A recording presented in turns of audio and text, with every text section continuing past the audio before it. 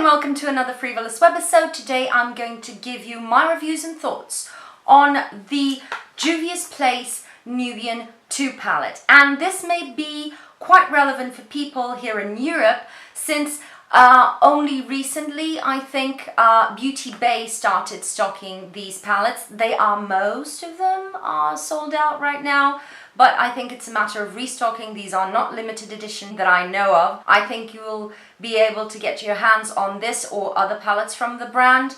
And yeah, since this is an American indie brand, it's you know, customs and shipping add up, and it turns out it's not that affordable when you buy them from the other side of the pond. So I kept seeing rave reviews about this palette, but I kept putting it off because it became too expensive. But now, since Beauty Bay started stocking these palettes just about a month ago, I think, I decided to take the plunge and buy this one. This is the Nubian 2, as I've mentioned.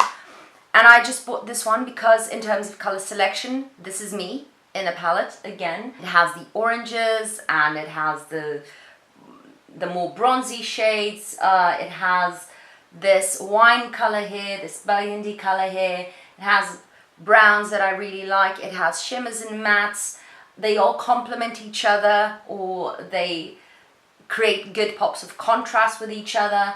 And you have these two pops of color. This blue just is calling my name one of these days, and I've already tried the green, which is weird. I don't usually wear green eyeshadow. I was really excited about testing this palette, and I've been using it for about 2 weeks now, and here are my thoughts. This is one of the best eyeshadow palettes that you can put your hands on in terms of everything. The price is right, is more than right. It's a bit more expensive here in Portugal, or here in Europe. You pay 30-something euros, 33 I think, for 12 eyeshadows.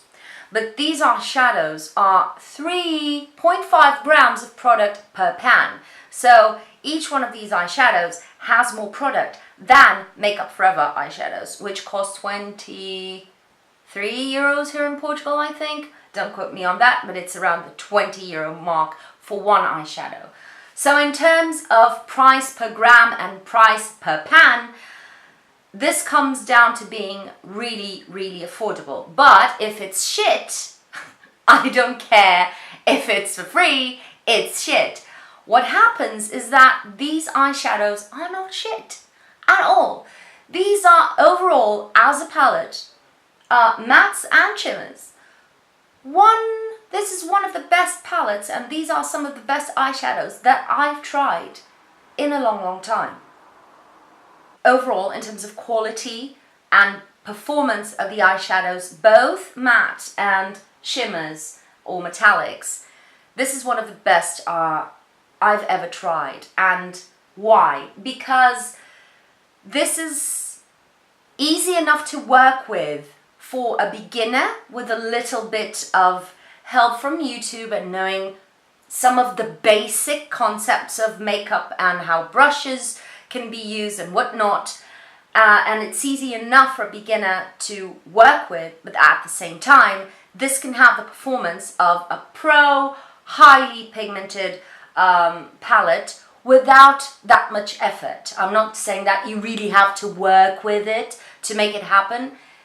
You can make it happen really easily, and if you're skilled, you immediately know what to do. So what am I saying by this? I'm saying that the mattes are not powdery, they don't kick up a lot of product. They have a little bit of kick up, but that's natural with mattes.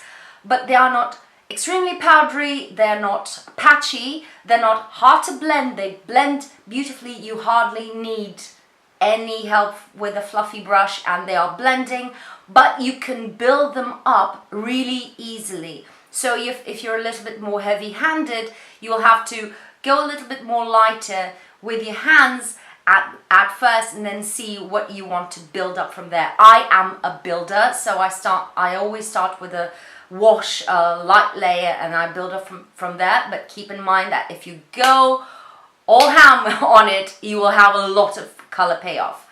And this means that you can build it really easily up and create a strong, bold color with the mattes. And with the shimmers slash metallics, I find that the metallics are really buttery smooth, they're very soft to the touch. And if you apply them with a fluffy brush, you just have that little wash of shine on your lids, still with a color payoff.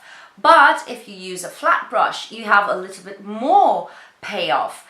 And you have that more metallic-y finish to the lids, and with a lot of color payoff.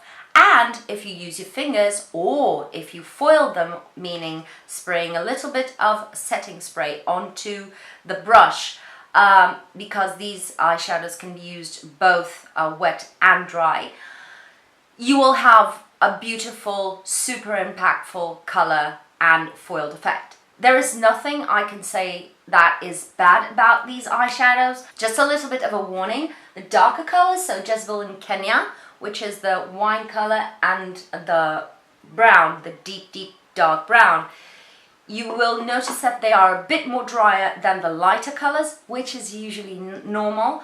But you will see that they will very easily blend. You just have to have a light hand with it, and that's just it. And you swirl the brush a couple of times and they're blended, and they are beautiful on their own. And especially Kenya, the darker color, is amazing on intensifying any of the other shades. They managed to get the perfect brown, you know, to intensify and deepen any outer crease. For today's look, which is melting because it's so hot in here, I used Morocco on my sort of crease area. I just blurred it out on my crease area all around. As you will see, I didn't have to make too much of an effort to make it happen. It was really easy. I'm not using primer, by the way. And then I took Sheba and I applied it all over the lid. And this is more of a cool toned coppery brown. And then I took which is the strong copper shade here, and I applied it to the outer third of the eye. Then I took Kenya, which is the darker brown, and I just touched it on the outer corner of the eye. I don't know if I did it first. I think I took Kenya first, yes. On my inner corner, I used Zuri, which is the champagne metallic color, and under my eyes, I used one of my favorite colors in this palette, which is Jezebel, which is this wine color, and I just wanted it smudged underneath my lashes. And yeah, it was so easy to work. I got this look in, and I was sort of making up it as I was going, so and I got to do this in about, I don't know, 5-10 minutes. It was really easy. They're so easy to blend, so easy to work with. I think any person who invests on these palettes, if all the other palettes, and I've heard that this is true by Juvia's Place, are the same quality, and I have no reasons to believe otherwise, you will have an amazing palette to work with. No regrets, I think. And I've tried these both with primer and no primer, and I can say that they don't, without a primer, they don't crease. They just slightly start to fade a little bit earlier, and maybe the colors don't pop out as intensely as they can, but that's a given, right? You can see that despite not wearing a primer today and not applying a lot of product, I have quite of a popping look. I cannot believe the price. Thank God for this price, because this makes it available for so many people. The last thing I would like to refer is this one is dedicated to all of you people with aging skin, and that may feel that your eyes are starting to look a bit more crackly, more dry. And people usually talk about shimmers and metallics, maybe emphasizing that crackliness and that dryness, and you may have started to stay clear of those products. But something that not many people talk about is mattes also can do that depending on their formula. For instance, Anastasia's Modern Renaissance palette, I love that palette, but those mattes can emphasize the dryness on my lids and make them look a little bit more aged, just because they have they're very high in pigment, they're very strong, and they have sort of a very powdery finish. These mattes are quite more emollient, I would say. They don't have a flat matte finish. They have more of a natural, slightly satiny finish to them. And to be honest, I love how they work on my eyes that are naturally wrinkly and slightly crackly, and usually they can all look a little bit aged, but these eyeshadows don't do that. They do just the opposite. They don't sit on the wrinkles, and they just stay over them and make them look really, really nice and smoother. And even the shimmers, they don't emphasize the texture on my lids. So if you have any sort of texture on your lids, some kind of aging skin concerns, especially on your eye area, because we're talking about eyeshadows, just be aware that from my personal experience, that may not be yours, but from my personal experience, these eyeshadows are right up there in terms of performance, of not enhancing any texture, and of smoothing sort of everything out and looking really well on the eyes. For me, they outperform Urban Decay. Of course, I don't have the new Naked Heat palette, but the other Naked palettes, I have them. This outperforms, I'm looking at my little counter there, this outperforms Lancome, this outperforms Too Faced eyeshadows, the palettes. So yeah, this is sort of they are very similar in terms of texture, the mattes, and even the shimmers, now that I think of it. They are very similar to Makeup Forever eyeshadows. There, I've said it. Oh, and by the way, Juvia's Place, as far as I know, is cruelty-free. Even more extra points. So I couldn't recommend this palette enough.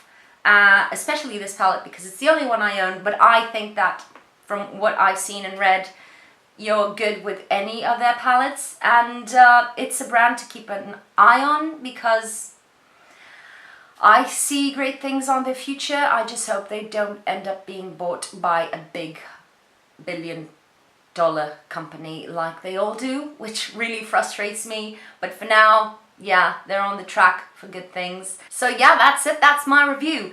If you have any more information to add, your own personal experience with this palette or other Juvia's Place products, please leave in the comments down below so that we can all share everyone's experiences and take from them what we will. Please subscribe if you've enjoyed this review, and if you haven't already, that would mean the world to me. The same, a little thumbs up down below makes wonders for my self-esteem, basically, because nobody gets to see these videos, so anyway. And thank you for spending your time on me, and I'll see you on my next video.